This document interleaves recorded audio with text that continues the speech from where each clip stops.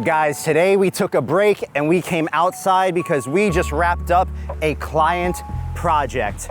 What client? OLIPOP Soda Company, a marketing agency that OLIPOP hired, reached out to me about a week and a half ago to work with them on a social media collaboration / a small marketing campaign for a very special in-person drive-through event they're having in Koreatown in LA the day that this video drops around one of their most popular flavors, orange creamsicle. Naturally, I said yes because these things are dope and I love the brand and I love the aesthetic and I love the way it looks. So it was a no-brainer for me. So this is what I've been working on.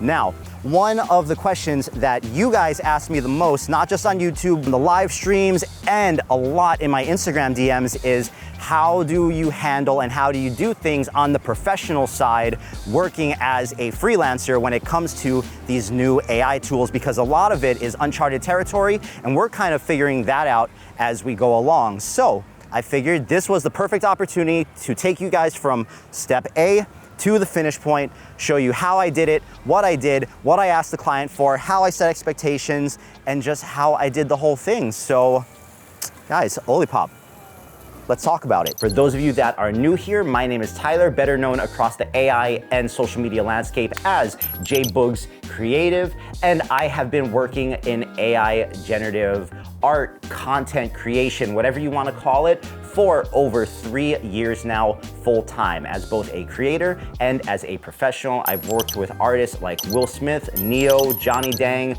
and I've done a whole bunch of commercial work primarily with AI tools. So hopefully you learned something here.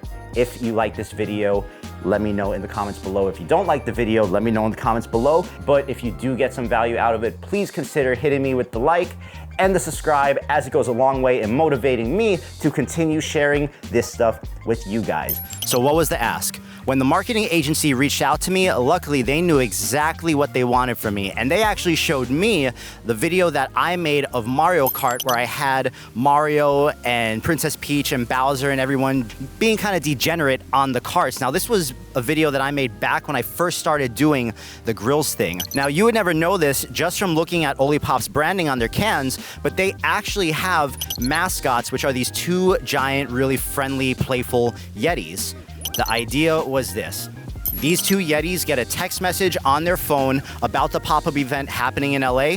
They jump on their go-karts, they're speeding and swerving through the streets of LA to get to the pop-up. On the way, they're drinking OLIPOP, chomping down pickles, they're doing just all kinds of silly stuff, and when they get to the pop-up, they're covered in soda. As soon as they explained this to me, I could already see the path forward to getting this done relatively quickly in my head. So now we know what the client wants. What's the next step? So when it comes to client projects, especially for brands, this part is extremely crucial. Most of the time, these things are on very tight deadlines. This one was pretty tight, especially since this wasn't the only thing I had to work on. The first thing I asked them for is a mood board. I need a storyboard, a mood board, something that tells me what visual direction you want me to go in for this project. What do they envision? Because we're doing this with AI, it's extremely important to set expectations. Is a lot of stuff possible? Absolutely. At the same time, it's not magic. So when they're making the mood board, I tell them to kind of make a hierarchy list of things that they want to see happen in order from the most important to the least important. I also ask them to provide me with as many possible assets for the brand as they can. Logos, color sheets, images of the characters, images of the location, just anything that relates to the actual project visually. I want them to give me. I don't want to have to spend the time hunting for it online because they should have all of that handy already. And if you as the artist have to go and try to find that and source it online yourself, you might grab something that's out of date or that's not current. The client should provide all of that for you. So if you get all that, then the project should be relatively smooth. I think altogether, this video ended up having 2 revision passes and it was super, super easy. Now we have our mood board. We have our assets. It's time to get to work. All right, so guys, we are in Sora, aka ChatGPT right now. This was my image generator of choice for this particular project because there were specific brand guidelines, colors, characters. There were very specific things I needed to adhere to, and I knew that Sora could hit those buttons with relative ease, so I could spend more time being creative and iterating through the ideas rather than fighting with the model. So I'm gonna show you how I structure these prompts, and we're gonna talk about it. Now, the very first idea that kind of the brand threw at me was having the first person point of view of the opening shot of the Yeti's hand looking at the cell phone with a text message that pops up alerting them about the date and the location and the time of the actual event. But it became relatively clear to me pretty quickly once I started generating the images that this wasn't what I wanted the first shot to be, because you only have 3 seconds to capture people's attention on social media, right? Probably even less than that now. And this shot didn't feel strong enough to me. So what I pivoted to were these shots of the Yetis looking at their cell phones together, standing in a pile of OLIPOP soda cans out in the snow, because the idea was they were going to get the text message. We're going to have the text message text pop up on the top of the screen, and then the Yetis are going to hop in their go-karts and start speeding off. If we look at their reference imagery of the two characters are flat Adobe Illustrator, most likely put together illustrations. Oli has the horns and a red scarf, and Pop has Christmas lights around his neck and a beanie. And part of, the jboogx flair and the spin, we wanted to give the characters grills, and I wanted to give them the thick Cuban link chains with their names on it, so you knew this was Oli and this was Pop. If we look at the prompt for this really set the tone for how the characters were going to look for the rest of the video. And this is a structure that I really like to use for Sora a lot, where I'll give it the reference images. So I gave it the image of Oli, the image of Pop, and I gave it the image of the Colossal Titan with the grills. Now, before I put my prompt in, I say, image 1, Oli the Yeti. Image 2, Pop the Yeti. Image 3, only reference the teeth in this image for the Ice Out Diamond Grills teeth. As we're looking at the images, ChatGPT is going to look at the images from left to right. That's image 1, image 2, image 3. And remember, when you're prompting Sora or ChatGPT, you're not just prompting an image model, you're talking to an LLM that can create images. So it understands context way more than something like Flux or Midjourney, because those are purely image models. With this, you can talk to it the same way you would talk to ChatGPT about anything else. And then we hit the prompt, 3D stylized photorealistic render of 2 furry Yeti mascots, Oli and Pop. I hit it with the decked out in thick diamond Cuban link chains with glowing name emblems, Oli and Pop in quotation, so it knew that it had to put the name emblems on the chains. I did have to tell it, please make sure the Yetis are both the same colors as the reference images. Do not make one blue and one orange, because it was doing that early on, probably because the Titan was orange and that was getting in there a little. But this prompt really carried me throughout the whole process. And the thing that I want you guys to take away from this is that image 1, image 2, image 3. I work a lot with reference imagery through not just client work, but through my personal work. And ever since Sora came out, this has been a game changer for me, because I'm able to really provide it with specific context of what I wanted to do and the type of things that I wanted to follow. And that helps me get the job done much, much quicker. So now that I have all of my images from Sora, the next step, as usual, is we take all the images over to Magnific.ai or whatever upscaler you are using to upscale them before we put them into the video model. Now, this is something that I stressed during the previous Twitch stream because people were asking me about it. I think it is super important to upscale all of your images before you take them to the animation portion, because all of these video models, Kling included, as great as it is, are going to degrade your image quality a little bit once it animates it and turns it into a video. So you want to give these video models the highest quality and detailed image as possible before they do their thing, because they're going to smooth it out and just degrade that image quality a little. So if we look at this example, this is the non-upscaled image directly out of Sora, and pretty sure you guys can see that even on the video, just like how much more detailed and how different it is. Like, look at their fur. It goes from being smooth to being just like so detailed and furry, and the chains are shining and there's diamonds in their teeth, and it just like the image is vibrant and it comes to life.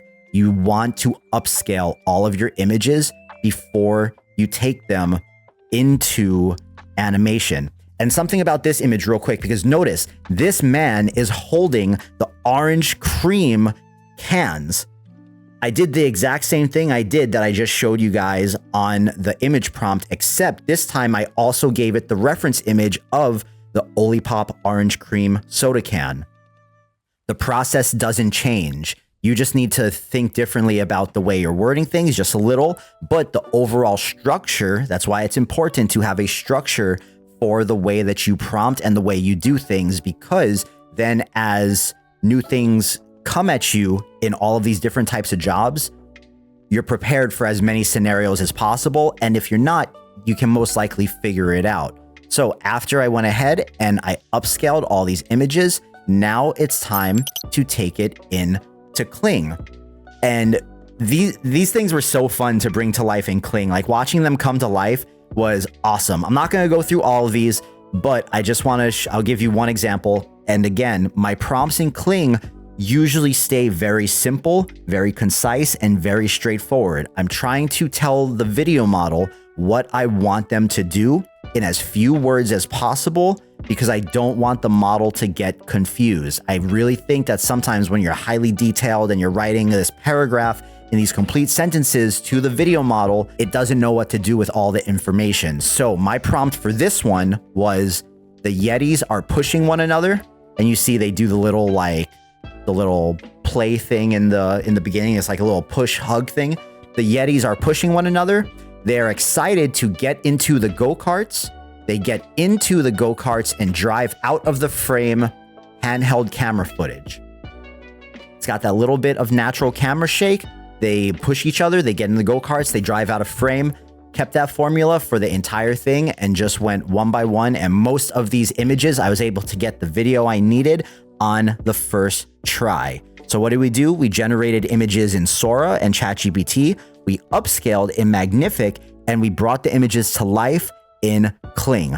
Let's take a look at the timeline in Premiere Pro, where it all comes together now. All right, guys, we are in Premiere Pro, and a lot of times I don't give such a detailed look at my timeline, but I thought for this one, it would be a good idea to start letting you guys in just a little bit more. So when these animations come out of Kling, they're coming out as 10-second long videos. The ideal length for videos for me on social media are 11 to 20 seconds. And like 20 seconds are pushing it for these types of animations. I let the client know this. They were totally cool with a 15-second long video. So 15 to 20 seconds was the goal. Because we had the storyboard, I knew exactly what order everything had to go in. And I'm just gonna play this for you guys so you guys can see what happened here. And then I'll break down the timeline. So let's go from the very beginning. And keep in mind that I do have all of my color and the camera shake and stuff turned off so that it plays smoothly with the transitions and whatnot for you guys to see this right now. Bounce in the streets, I'm a boss till I fall. Bounce in the beast, I'm a boss till I fall. I'm a boss in the beat, I'm a boss spit the ball. I'm a boss to the key when I walk in the talk. Bounce in the streets, I'm a boss with the sauce, I'm a boss. Bounce in the streets, I'm a boss with the sauce, I'm a boss. Bounce in the streets, I'm a boss till I fall. And then we get the perfect loop too. That's super important for me. I'm really OCD when it comes to that. Like whatever song I choose, the length of the video is usually dependent on how long it has to be for me to find the perfect loop in the song. So I'm really happy that I found that, because if you listen to the end as the video repeats, like that is a perfect seamless loop, which for social media and for Instagram, for it to have a little bit of replay value is perfect. So if you notice what I did on a lot of these, let me just mute the music track for now. What I did on a lot of these is I crop in and I crop out of the same shot on the beat, so that it feels like more is happening than is actually happening, if that makes sense. Because if you're on one shot for too long, people's attention spans, right? They're cooked. Now, is this like the creme de la creme of video editing? No, right? But this is a style that I have kind of figured out for myself that helps grab the attention of people, is doing these quick crop in and crop outs on the same clip to the music even before the clip changes. So on this clip right here, this one, it was important to stay the same because we had the text on the top of the screen and they were talking to one another. But then it switches, boom, it crops, and then we have our transition and it starts cropped in and then it punches out to the full frame, and then right away, boom, another transition. This one, the full frame was too good, and then we crop in, and then we crop in again, except this time I'm cropping in to the left side of the image, and then I'm cropping back to the center, and then the transition happens, and we're on the next frame. And I just keep doing that to the rhythm of the music. So on the timeline, I'm looking for the peaks right here of the music and trying to time those as best I can with the crops and the cuts as well as the transitions. Now, if we look at the bottom half of our timeline, well, here we have the song, and the song I found on Artlist, because most of the time when you're doing brand work like this, the clients don't want to take any chances and they're going to ask you to use copyright-free music or music that you have a license to because you pay for a stock music website like Artlist.io. Artlist, sponsor me, bro. Sponsor me. I use you. But everything beneath this main track here is the sound. So let's watch it one time with just the sound effects.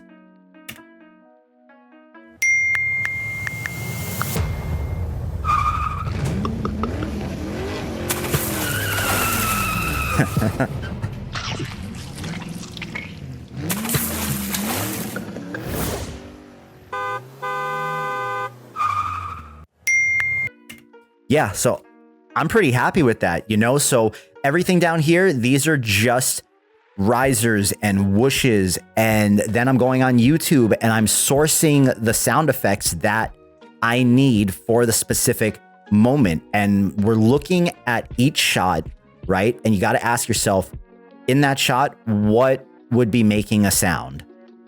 And then you want to try to bring that to life. That's the key. And that is the OLIPOP project, guys. We can only control what we can control with the edit and with putting the video together. And then we put it out in the world in the algorithm, and the algorithm does what it's going to do. And you always hope that when you have a client project that it does well, right? So this is on Instagram right now. If you guys are watching this, please go show it some love on my Instagram page. I really hope that you guys got something out of this and that there was something in here that you found valuable and that you were able to take away from this. This is how a good client project goes for me, when the client is super on top of it, they're super together, they're able to provide me with everything I need basically right away, and I'm able to just get to work and it all just flows smoothly and there's really great communication with them. So shout out to OLIPOP. Shout out to you guys. We are 10,000 strong on YouTube, bro. 10,000 is not something to scoff at for YouTube. Thank you guys for following. That makes me so stoked and so happy. I want to keep giving you guys back more value. So that's what we're going to do. Guys, my name is Tyler. You know me as jboogxcreative, and I will see you all in the next one. Go make something cool. Peace.